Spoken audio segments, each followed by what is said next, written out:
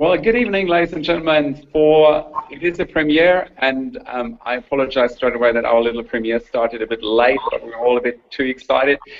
MVM EHF Final4 is just about to start in less than 48 hours in Budapest, and we are here to talk you through everything regarding this top event of women's club handball.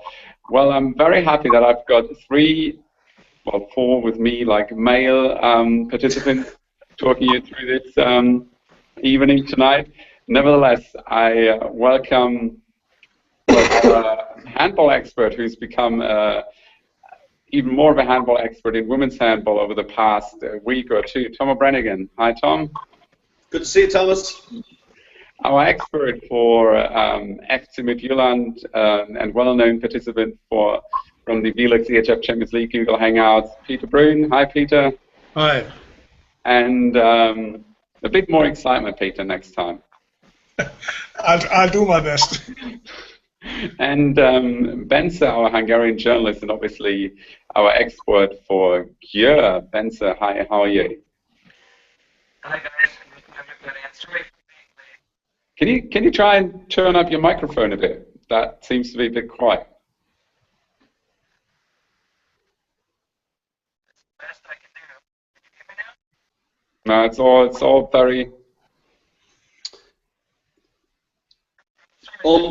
Thomas, that's unbelievable for a professional from Hungary who's hosting the greatest event women's handball has ever seen. He can't get his microphone right. What's going on in this world? Then we've done. I think Győr has to start on like -3 for that. Next time, move it to Denmark. Well, guys, Thomas, before you start your chat, I just want to say to you that you are only showing us Budućnos's thing behind you, their badge, and half of it. There you go. Yeah. Are you going to put your head above all of them now, are you? Good man. Look at... Oh, he's such a professional. I like it. Well done, Thomas. For those of you who have noticed it, we'll split this hangout into two. So we'll start talking about the first semi-final, Győr against Midtjylland, and later on, Björn Patzen will join us from Germany. And Goran Antevski will join us, and we'll talk about the second semi-final, Budućnost versus Vardar. But first of all, Peter, Győr against Midtjylland, is it like David versus Goliath?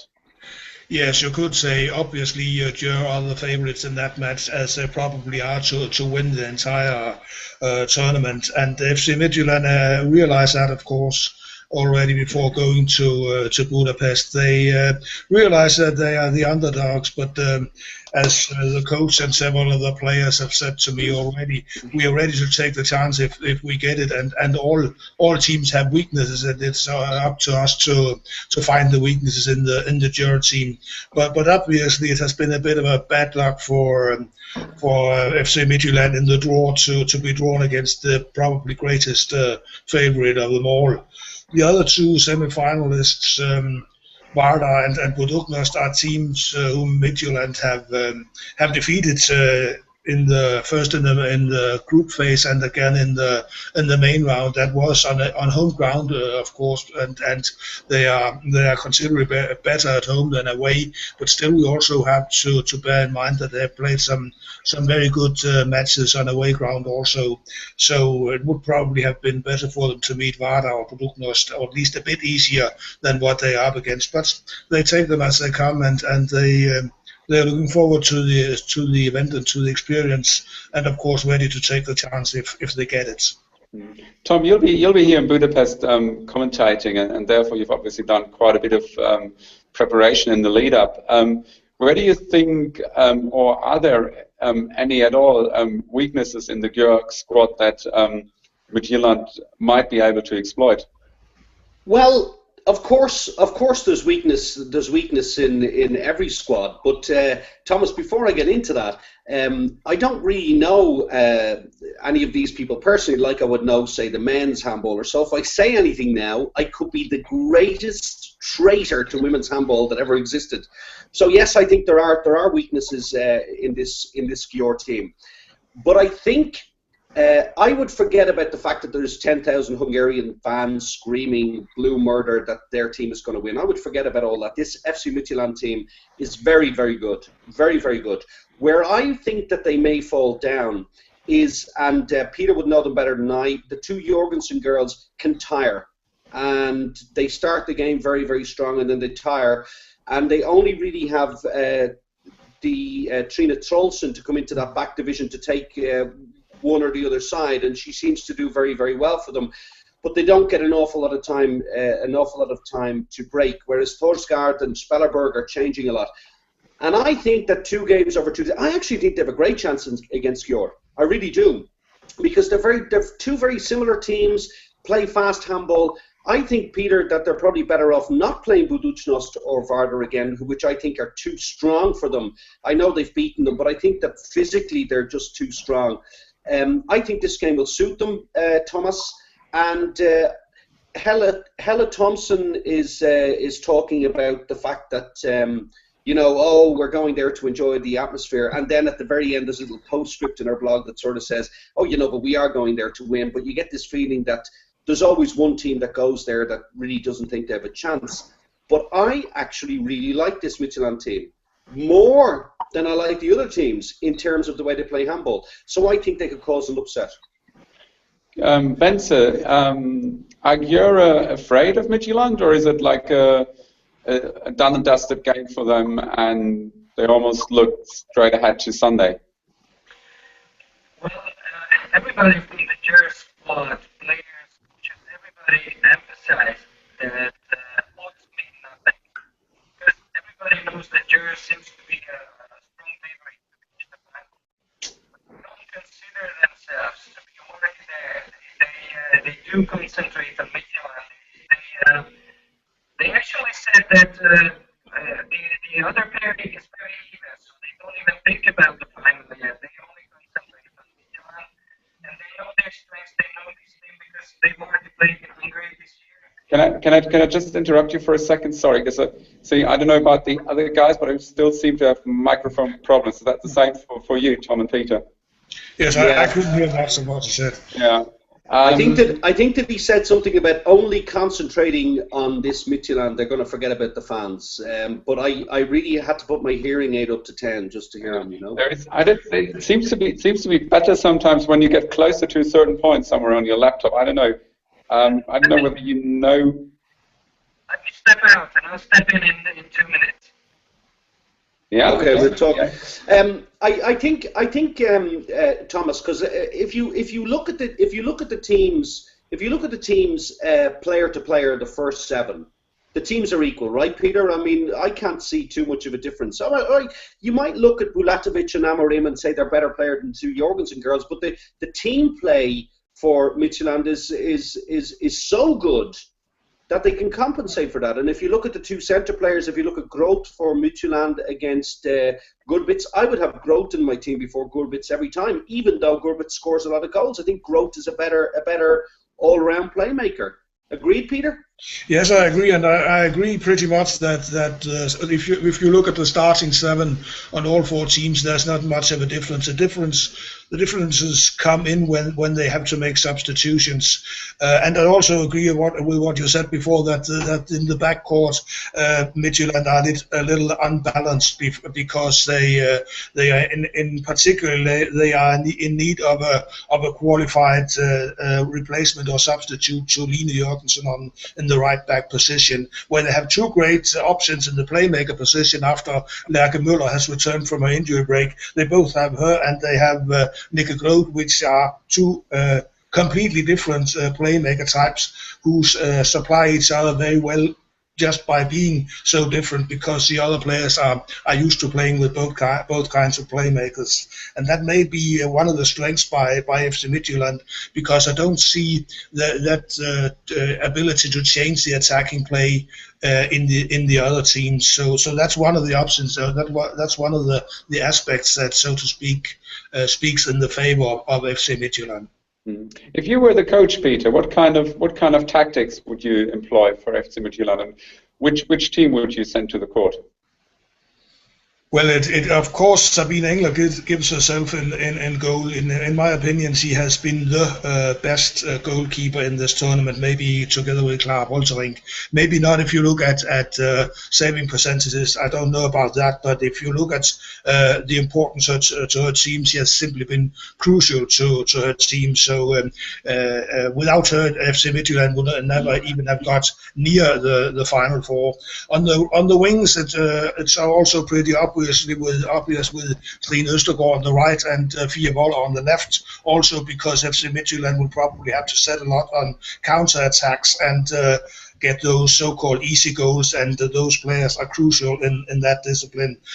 On the line, it will probably mainly be Torsgaard in the attack, and changing with Spellerberg in the defense. But of course, Spellerberg can also replace Torsgaard in the attack for parts of the match. Playmaker, you could change a lot, and it probably would, between Nicky Groth and Berke Müller to put some challenges to the opposition's defense, and also to vary your own attacking play. Line Jørgensen would probably have to play a lot on the right back position, because you'll need a left-handed backcourt player to have a, so to speak, a balanced and a rhythmic attacking play. And Stine Jørgensen would obviously be the first choice on the left-back position, but with Trine Troelsen ready to come in, especially if Stine Jørgensen does not have success from the start of the match. Well, Benza, good-looking headset there, mate. Good-looking. It's always better.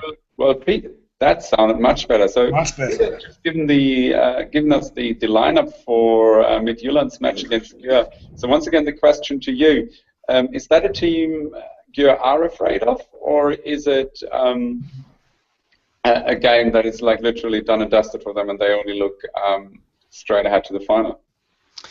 I can assure everybody that Győr has full-size respect for Midtjylland. They don't think about the final yet. Everybody from the Győr squad, coaches, players, everybody say that odds mean nothing when they come to the Final Four of such a prestigious tournament. So they don't think that that it's going to be a walk in the park. They do consider Midtjylland to be a very serious opponent, and they train only for the semi-final. They don't think final yet. This is what I heard from the players and the coaches of Győr. How do you see Győr, Tom? I mean, we saw in the VLX EHF Champions League, we obviously saw one of the big favourites almost stumble, FC Barcelona against Rhein-Neckar Leuven. Is that something that could potentially happen to Győr, especially considering that it's obviously not a home and away game, but just being played over 60 minutes? Thomas, I'm disgusted at you that during a women's Champions League final you have brought men into it. I mean, oh, I'm only joking, Thomas. let me just say that nobody knows how a home court, and I put home court Benza in inverted commas, nobody knows how that will affect players.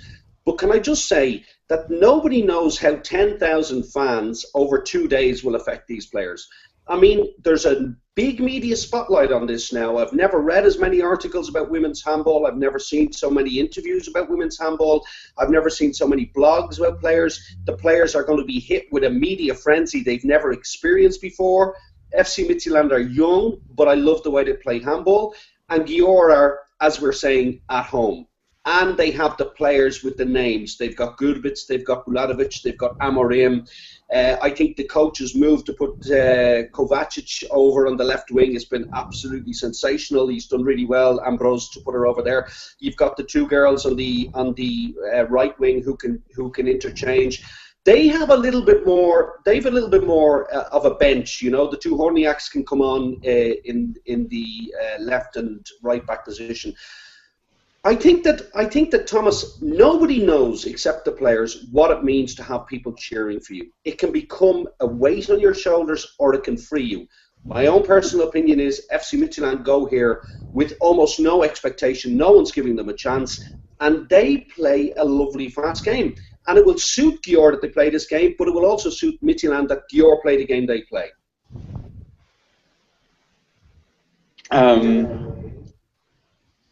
Benson, you want did I answer your question, by the way? If I can say something, yeah, I do agree that this is going to be very challenging physically for women's players to play two very tough, very intensive games in 24, 30 hours. But from other points of views, I don't think that's going to be a factor. I mean, too many fans, can you imagine that? Plus, if you look at these players that I'm talking about Győr, of course, now. If you look at these players, all these important players have won everything that you can imagine that can be won in handball. World Championships, European Championships, apart from Amorim, of course, Champions Leagues, Cup Winners' Cups, everything. So you have a bunch of winners here who will, I think, will be thrilled by the support that they get, not feel under pressure. This is just an opinion. I don't mean to, say that you're wrong, because I do agree in some points. So, no pressure at all. No expectations, so to say. Nothing coming from the outside. Like, so you have to win this. Oh yeah, pressure is another thing. I mean, there is huge pressure on these players because everybody expects them to win, and everybody would expect them to win. I'm talking about Hungary, of course. Everybody would expect them to win, even if this Final Four was held in Skopje or Podgorica or any other town. So the pressure is enormous, and it's mounting on the team, of course. But if you just look at how experienced these players are, I don't think that it's going to put them down. Thomas, I think that it's very interesting what Benza says there, and Benza, of course, it's all opinion because no game has been played. What's very interesting about Ambros Martin is when he has a timeout and his team is behind or whatever it might be, he always says to them, "You are the best." Now, I don't know whether this is something that gives them confidence or whether it's something he reiterates to them over and over and over again. They are, of course, current champions, as we all know. But maybe he does believe that they are the best, and maybe they believe they are the best. And sometimes going into a game, that can be fantastic. You know, it can be liberating, or it can be a pressure. And we don't know. This is the first ever Final Four for women. We do not know. Peter, am I right? The men didn't know the first time they went to Cologne. They didn't know what was going to hit them. And you saw a lot of teams didn't perform the way they should. And slowly but surely over the years, the ones that are coming back are performing more and more. It's always difficult for new teams. So all four teams are going into the unknown here. I don't care how many Hungarian fans are sitting in the stands. Would you agree, Peter? Yeah, I agree, Tom, and here I think that general experience will play a big part, because if you have a lot of experience with big matches, if you have this big match experience, it will also be easier for you to access such a new experience like this one. And if I should talk about the Danish team FC Midtjylland again, well, as a team they've not tried anything like this before, but then again none of the other teams have either. What I see speaking in favor, or maybe not in favor of Midtjylland, but at least not in their disfavor, many of those players have experienced a lot on top levels, have been England, Stine Jørgensen, for instance, Spellerberg and Torsgaard and so on, are all established players in the Danish national team. So they have tried a lot with the national team, also within the Champions League. For instance, as a team, they have already played in so difficult opponents away as Budapest and Vardar. That also gives us a lot of experience which you can benefit from at an event like this, and it has definitely also got them used to playing against a lot of, in quotation mark, hostile fans of the opposition. So I think that they can benefit a lot from that when they enter this new experience. You all mentioned obviously quite a number of times now that it's, you know, a new event, new experience, a different environment these teams are facing. How do you think in general will this affect the style of game we're able to see? Do you expect we'll see like careful teams taking to the court, you know, like very cautious not to commit any mistakes? Do you think they'll say, well, we have, you know, 60 minutes and it's all or nothing in 60 minutes, so we can go full attack? What do you think, Tom? Well, I think Thomas, everything you've said there it could happen. I'll say it again. What these female athletes will never have experienced is everything around the event. It is not just about 60 minutes, Thomas, on the court. It's up to the coaches to keep their feet on the ground, to make sure they're still focused and everything else. Plus a semi-final. No one knows what's going to happen in a semi-final. It's not one of those games you can call. It's not something you've got 60 minutes and then it's over. You don't have another game to pull it back like you've had in the group stages, like you've had in the main round.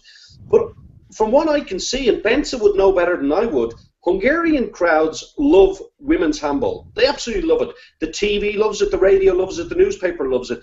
Danish TV media loves women's handball. Down there in Macedonia, they're crazy about handball, any kind of handball, and the same in Montenegro. These women will never have been hit with the media circus they're going to be hit with. Now, I say media circus in the sense that everybody's going to want, there's going to be media calls, there's going to be this, that, and the other. They won't have ever seen anything like this in their lives, not even at a World Championship or a European Championship. It is crazy. And if the men's Final Four, sorry for mentioning men again, is anything to go by, this event and being held in Hungary is going to be, and by the way, if it had been held in Denmark, it will be the same. It will be a media frenzy. And I don't think that we can judge any of these games on its merits until we see the girls walking onto the court before the game, and then you'll see the shaky knees. Then you'll see the shaky knees, Thomas. They've got 2 days. 2 days of you guys, Google Hangouts, texting, tweeting, Facebook, newspaper interviews, you name it. And the Hungarians do it better than anyone else. There you go, Ben. There's a bit of a compliment for you. Thank you very much. It felt good.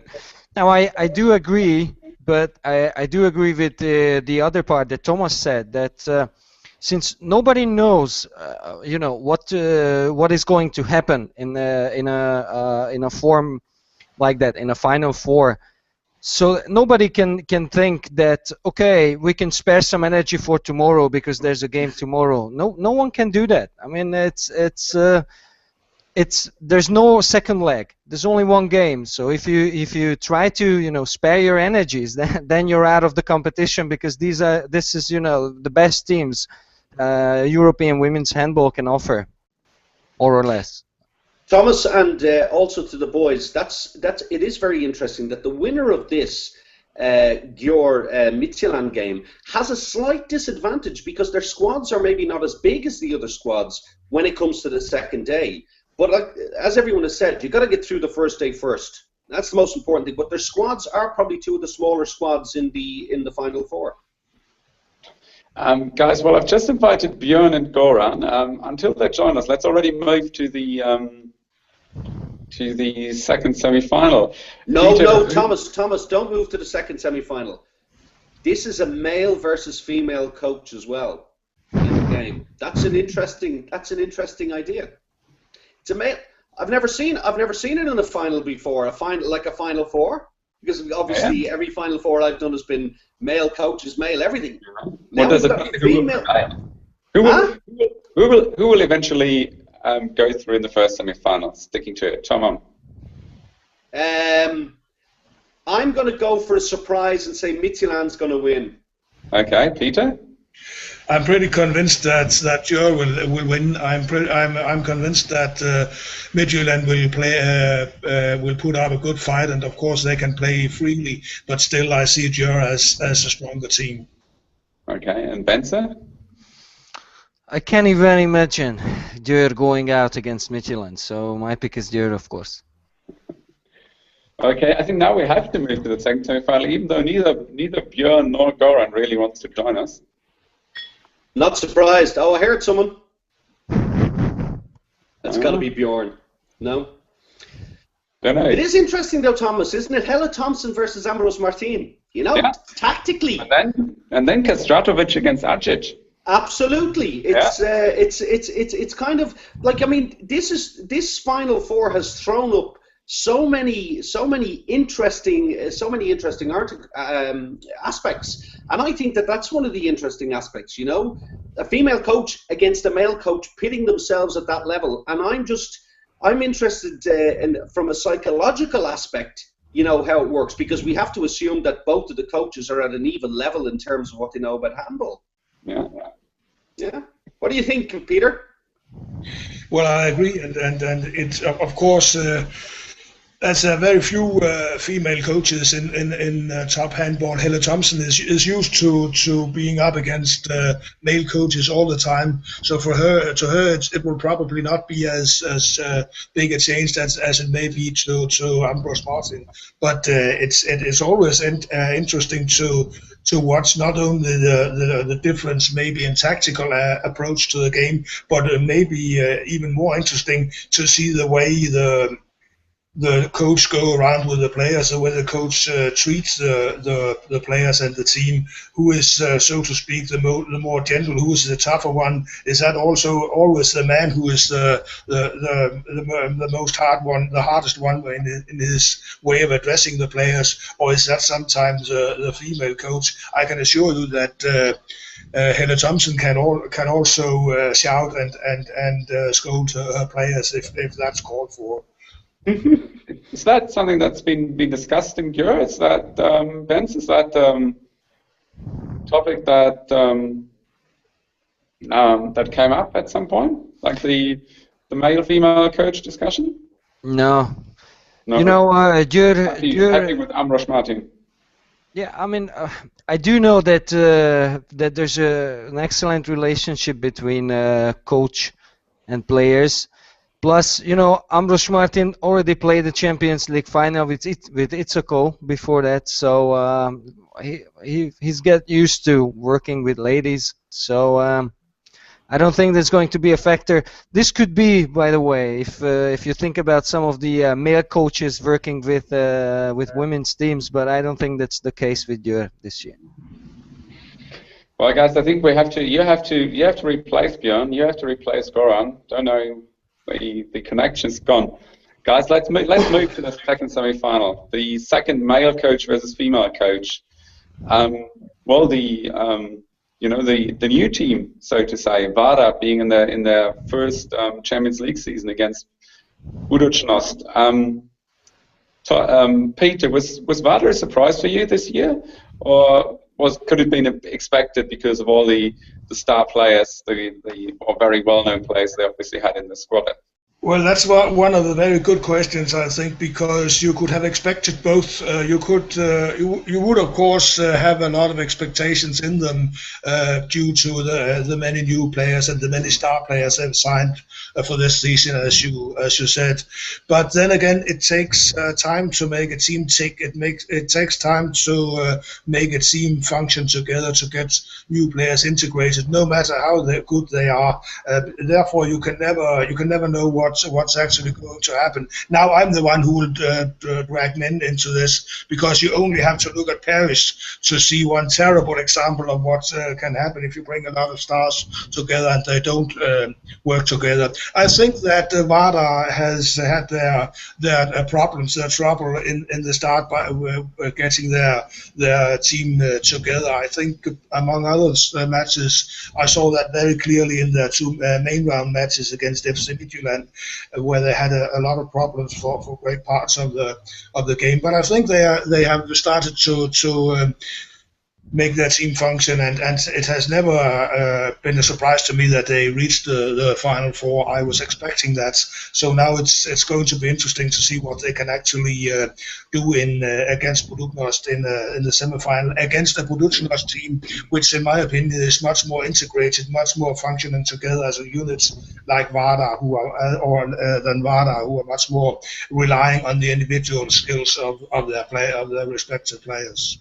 Yeah. Tom, what can they do against Budućnost? What do you think? Well, I think there's two very interesting aspects about buying a lot of star players. And Thomas, I think everybody who watched Google Hangout knows exactly what my thoughts are about it. I don't like it. I like people who build teams. I don't like teams being bought. I think you got to wait in line, you know, like you got to wait in line, lose all those finals down all those years, you know, and then you get your big chance. But actually what's interesting about it is that they have assembled this incredible, with, by the way, two players who played for Győr in last year's final, they've assembled this incredible array of stars.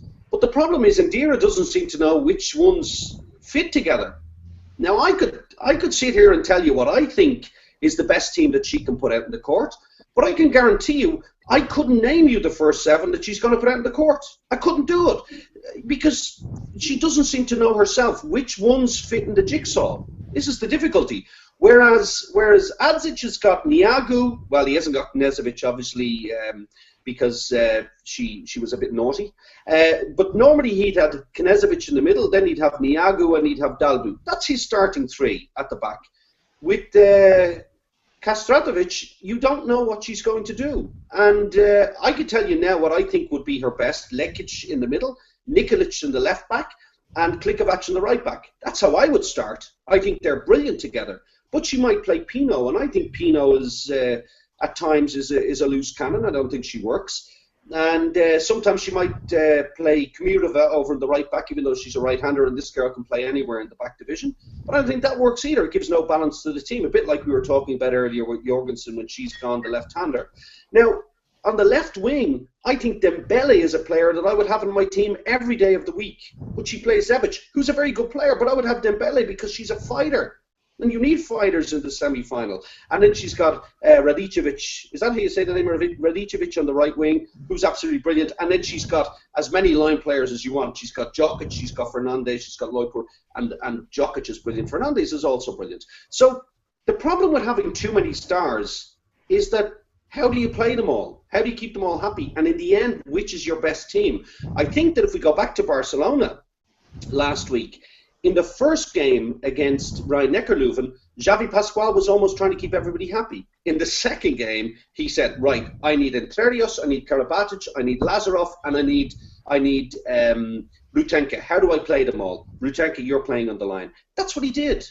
And I think that the problem with Vardar is they've got so many players, the coach actually doesn't know who her starting 7 are. That's my own opinion. Watching all the games, I can never tell you who's going to start. And I've watched a lot of their games now. But, I mean, you obviously saw Győr making it to the final. Which team do you think are they more afraid of? Like a more integrated, a more rehearsed Budućnost team, or the star-studded but probably not that well-oiled Vardar team? I think I should say Budućnost, because everybody considers them a touch ahead of Vardar just because of the two things that the guys mentioned before. Yes, it's the classic Paris Saint-Germain problem, if I can just refer back to the men's Champions League.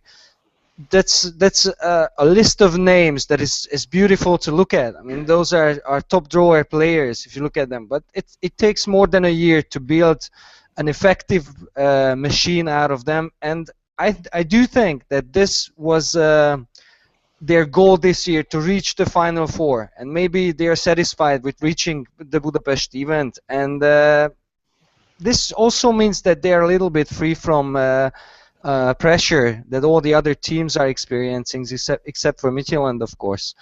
So I believe it's a little easier to say who's the favorite to get to the final from this pairing, and this should be Budućnost, I think, even without their playmaker. Peter, do you think, because we talked a bit about, obviously, Halle Thompson, Amrosh Martin, can the coaching in this game make a difference? Budućnost having a very experienced with Dragan Acic coach on the sideline. I'm not sure the coaches will play all that big a difference in this match. Obviously, I'm a great fan of Acic. I also experienced his coaching at close range at the Women's Euro back in Serbia in 2012, and I'm a great admirer of him. But I think it will for a long part of the way it will be a match between the formed unity of the Budućnost players against all the stars of Vardar, and I agree with Tom that with Vardar it's almost impossible to know what players to send on the court, and that will probably be a problem to Kastratovic, a problem which Acic does not have in the same degree. So I also see Budućnost as slight favorites against Vardar, and I am not so sure that Vardar will not be feeling quite some pressure also, because everyone will say, hey, with those players they should go all the way, or at least go to the final. So I think also stars, how experienced they may be, they may also feel some pressure when entering the court against Budućnost. Thomas, can I just say that actually I even though I've given out about Vardar there, I still see them as favourites in this game. And the reason I say that is that Knežević is missing. Now, normally you would say a centre player is very, very important, but she's actually even a little bit more important than a centre player on the team. She's so strong on defence as well. She's very, very clever in the way she plays the game. And even though they may move Bizdra, who's a very busy player, and I like her a lot the way she plays, or they might move Nikitina into the centre, who could also play there, they won't have the same kind of fear factor that Knežević would have in the centre for Budućnost, because she really just holds that team together in the way that she plays. Now Vardar, on the other hand, like I said, if Kastratovic picks her best team, if she, and I mean just decides, no egos, this is the team that works the best, because I don't think Pino's been fantastic this season. I know she was World Player of the Year a couple of years ago, but looking at her this season, I think she's hit and miss, you know. I think that they're much better with Nikolic, who's a strong, fast player, Lekic in the middle, and then Klikovac, that's balanced. Dembele is such a brilliant defender and a brilliant winger. I think she's great. Radicevic on the right, and like I said, Jokic or Fernandez on the line, and Suslina in goal. And you play for as long as you can play with that team. You give people breaks and so on and so forth. If I was coaching that team in the semi-final, that is the team I would put out, and I would stick with that team, and I would be very confident that they would win the game for me against Budućnost. So I'm actually going against the boys in this game as well. I'm saying Vardar, assuming the coach puts out a team that plays well together, and there are sections of that team that can do it, Thomas, I think they have a great chance to win. And then, by the way, regardless of who they meet in the second leg, in the final, if they win it, they have got the deepest squad, so they could be the freshest come Sunday. Okay, so we've got. So if I ask you who wins this MVM EHF FINAL4, Tom, would you say Vardar has got the best chances, or is your pick? No. Well, I said Midtjylland because I think they can cause an upset, right? But actually, I think Yor will win it. So I have to. But I'd love to see a small team topple them. So that's like the Irish guy in me. I always like the underdog. But like being truthful, if Midtjylland go through to the final, they'll lose. That's my own opinion. If Yor go through to the final and play Vardar, Yor will win.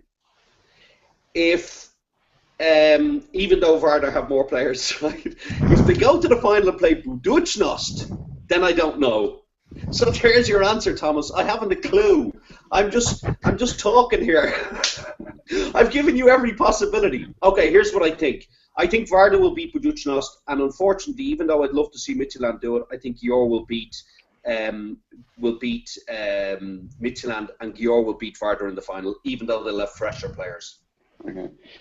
Peter, you said Győr will win the first semi-final, Budućnost will win the second semi-final. So assuming that happens, who wins the final, the 2012 or the 2013 winners? As I started by saying, I see Győr as the favorites to win it all, and I stick to that. So I'm pretty convinced that Győr will win the final, no matter if they meet Vardar or if they meet Budućnost. I'm sure they'll have a better chance against Budućnost than against Vardar, simply because Budućnost will probably be the most tired team from the semi-final, because Adzic will have to play the same players for 60 minutes, and they will probably be marked by that for the final. Of course, if Tom was coach at Vardar, I'm in no doubt that Vardar would go through, but Tom is not. And I see a scenario where Budućnost may be leading 6-3 after 12 minutes against Vardar, and then Kastratovic starts to make all the substitutions, and then they end up by losing, and then maybe they can use their deep squad in the bronze match against Midtjylland the next day. But that's speculation. Of course, I'm far from being sure that Budućnost will go to the final. It's obviously the most open semi-final out of the two, the way I see it, and I agree that missing Knežević will be a big handicap for Budućnost. But then again, I'm sure that the other players will be good at moving together and trying to make up for that loss, and it may even strengthen their will to win and their motivation, if that's possible at all. So I think we're in for a very, very interesting encounter in that semi-final, but still I tend to believe in Budućnost, and then a win for Győr in the final against Budućnost. That's the way I see it. Bence, very, very brief. What speaks against Győr winning the first MVM EHF Final4? I think it's only pressure, and it's only themselves. I mean, how they can handle this pressure. And also, against both teams, I don't know why you guys missed this aspect of the game, which will be very important, that how harsh referees will be with Budućnost's sometimes pretty naughty defense, because this could decide this other pairing, this other semi-final. But just to make it brief, I think Győr will go through from the first semi-final, and from the second one, I think it will be Budućnost. But wouldn't be surprised if it was Vardar. And I think Győr will emerge as winners of the Champions League Final Four. Thomas, did you notice that the other two guys chose two male coaches to coach their teams to victory over two female coaches, whereas I gave hope where maybe there is none? No, I tell you, if I would, the only way I would win the MVM EHF Final4 with Vardar is if Peter Broom was my assistant coach and Bence was my physiotherapist. That's the only way I could do it. I sign up. Yeah. Well, I'm looking very much forward to seeing you as a trio on the sideline. Thank you very much for Thomas, joining us tonight.